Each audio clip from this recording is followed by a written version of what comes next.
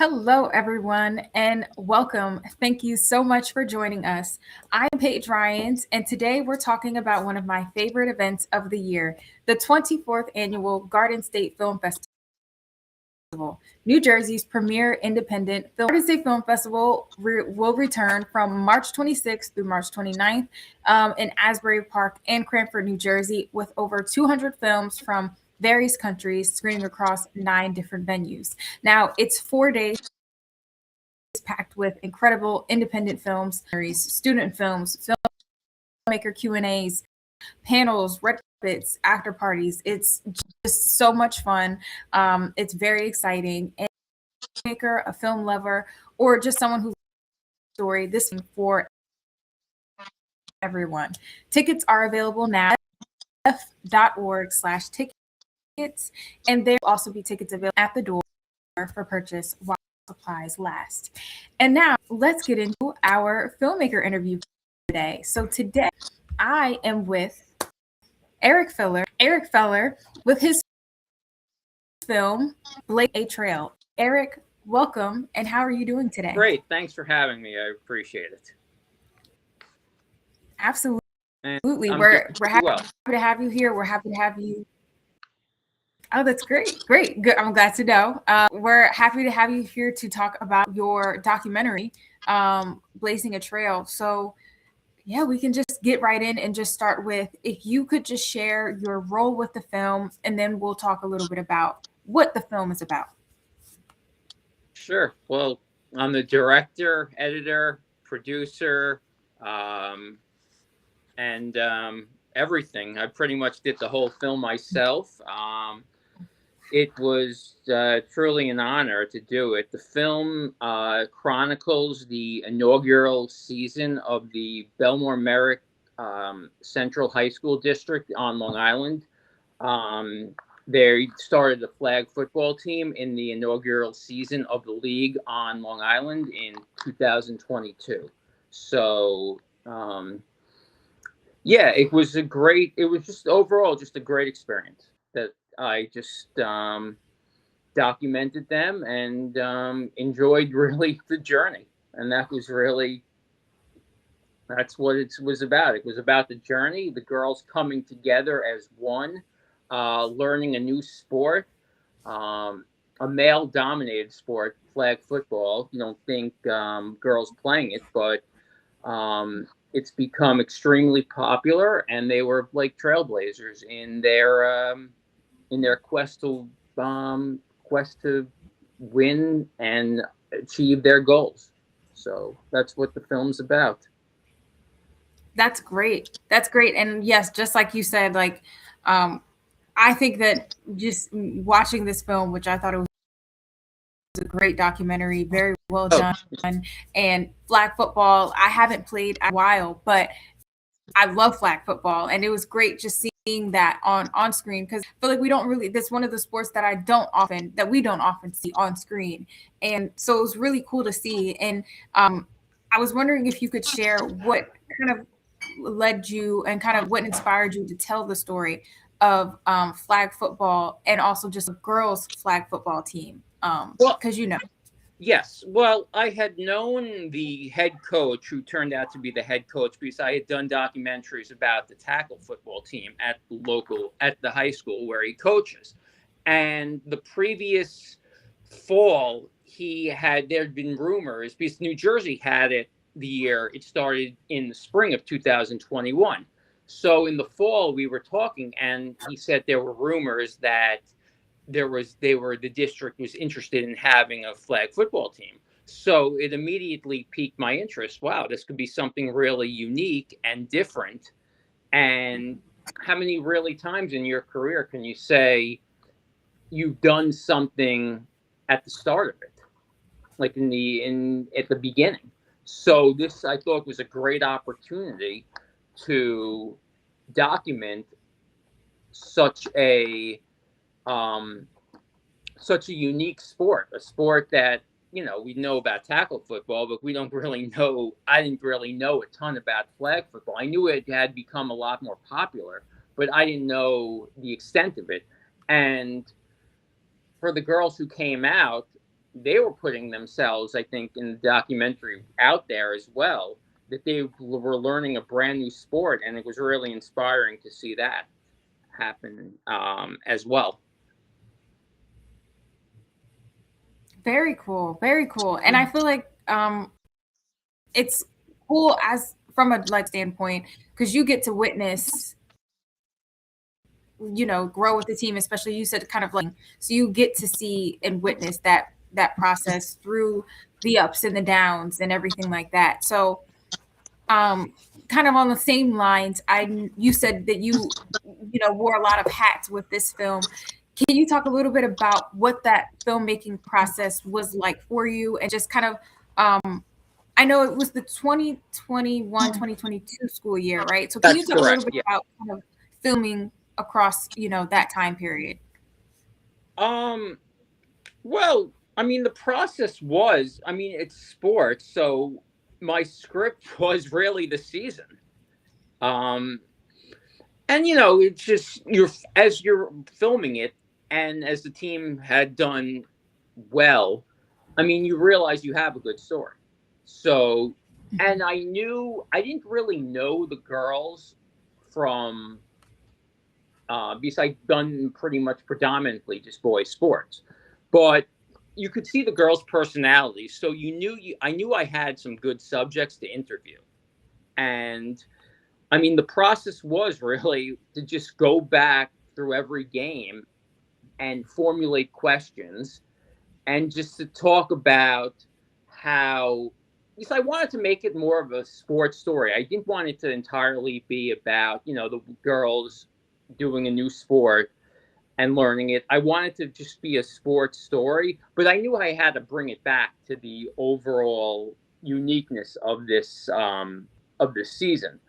So the process was really just shooting it, just getting as much footage as I could, and um, just trying to shoot as much as possible. Like that was really it from a filmmaking process, just to shoot as much as possible, get as much footage, and with that, just observe the games and the interactions between the girls, the coaches, and just formulate questions that I knew that yeah, I could get compelling answers for the girls to answer it when I did the interviews in the summer of 2022.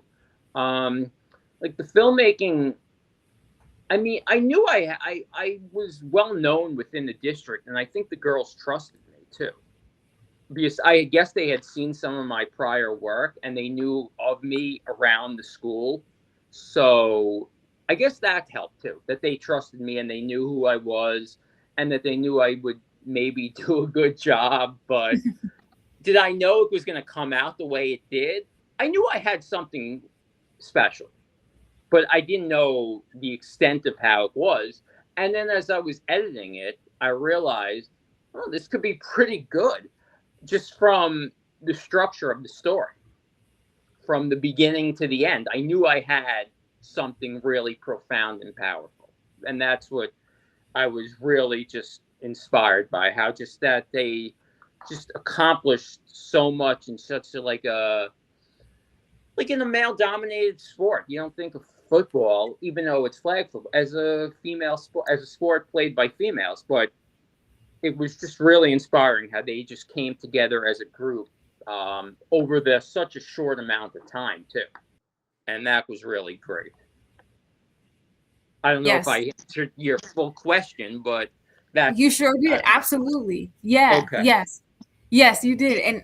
And two things kind of just what you said is like talking about trust, and I think that um, is great to be able to build that because especially with documentaries, is very important and essential to like the story. And I think that you did a great job with building on that. Oh, And thank also, you. you're welcome. You're welcome. And I also, I appreciate kind of what you said about you making like a sports documentary, but then also kind of making a female empowerment documentary. And I feel like you combined those two. And I think that you achieved both of those, Oh, So thank you very much. I really appreciate it. yes, But absolutely. I mean, it was also great. Like, it just was like the perfect storm that year because the girl who played on the boys team, caught a touchdown pass that year, and how she was like one of them. She was, I mean, I wouldn't say she was the greatest. She wasn't like one of the stars of the film, but she was a part of it, and she was a huge part of it. That she was like the girl who can probably be that like mediator from coach to the girls who maybe had some trepidation of playing, or who had some trepidation, who were scared, that they knew they could rely on her, that she knew what she was doing, and she had a relationship with the coach as well. So I don't know, that was something too as well. Yeah, absolutely. And would you say that there were any challenges that kind of came up and during the process, and how did you kind of navigate those challenges, whether it be weather or anything kind of like that? Well, weather, I had to protect my camera when it rained. That's That important. So. that was always important.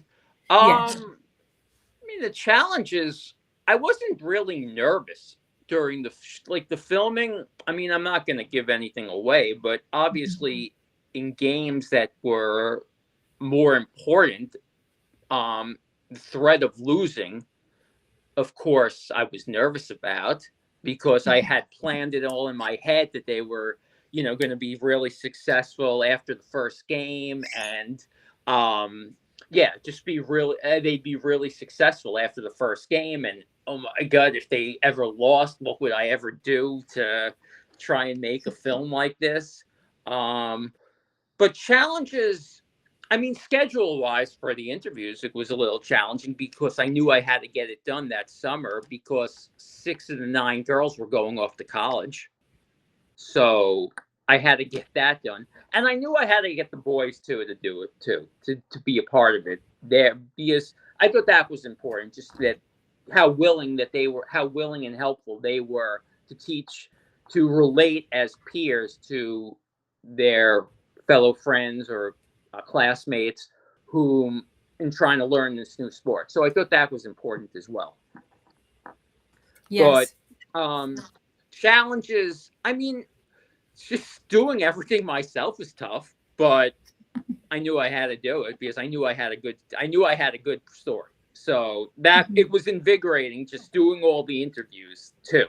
Just getting all of those interviews and just spending the time with the girls, and they were just so thoughtful and very just engaging. And that's great subjects. When you have people who are engaging, funny, well spoken, it definitely adds a whole different element to it. Because I knew I had a good story, but I didn't know. But what I thought took it over the top were the girls telling the story, and that was the most important aspect of it. Yes. That I think the girls were really proud of them. I think the girls were really proud that they did this and that they had someone to document this. That they had someone to document this so they could just look back on it and with fond memories. Absolutely. Well. That's a great keepsake too. I feel like, that's like such a pivotal moment and such an exciting moment in their lives that they can look back on and have that documentation and just like watch it. Cause I can't believe already 4 years have passed. So I can imagine that that's just so back on, It is hard to believe because I still do like the flag football for the same team, and it will never compare to what it was, just because it was the first season. And how many times can you say that you've done something in the inaugural season? But like last year there were 2 girls from the first year still on the team. So now watching them just grow up and graduate, it's kind of just surreal how quick time goes, how quickly it goes by. Yes. And it starts again in a couple months, and they're not going to be on the team. So it's weird because it's going to be like this is the 5th year of it. And it's just hard to believe how quickly it goes. Yeah. Would you ever do like a follow-up, like kind of like how are they doing or like where are they now documentary. Have you ever thought about that? I've never really given it much thought. I mean, I probably could. Like, I know where they're all at because I told them that, you know, I was submitting it, and you know, they will wish me luck. And I know where they're at, but I don't know. I guess maybe I could do like a follow up in like a decade later, maybe. But I don't know. That's something I would have to think about. Absolutely. Listen, there's, don't have to have that answer, you can kind of let time tell, so Exactly. but I think with your future projects, which we look forward to just staying, posted on that, and we look forward to supporting your future projects, whether they're in the idea stage or the production stage. Will you be joining us at the festival this year? Yeah, I'm looking forward. Awesome. This is really the first. I mean, I submitted it to the Long Island Film Festival on Long Island in the summer, and people loved it. I was really like taken aback by it. There was a short film before me, and they complimented me and they loved it. The MC loved it. So I didn't know what to expect. And I just got a lot of confidence from that experience. So that's why I ended up submitting it to the Garden State Film Festival. You know, I'd done some work, a little more work on it as well, just to touch some certain things up. I was happy. I mean, I was really happy and honored to be accepted. So I was like, when I got the news in December, I was really blown away and taken aback by it. So that was great. So yeah, I'll definitely be there. Awesome. Awesome. Well, listen, we're happy to have your film submitted, and we're happy that you were able to submit to us and found our, our festival. So we will see you at the Garden State Film Festival this year. Again, various countries. We'll be screening across 9 venues throughout New Jersey. You can check out Blazing a Trail at the Cranford Theater, Block CT39, on Saturday, March 28th, between 3 and 5 p.m. Again, the Garden State Film Festival, there will be parties, panels, events, and so much more. You can get your tickets at GSFF.org/tickets. Tickets are on sale now, so it's never too early. And again, thank you so much for joining us, Eric. Thank you for being here. Thank you very much. I really appreciate it. And we'll see you at the festival. Thank you. Take care. Okay, bye. Bye-bye.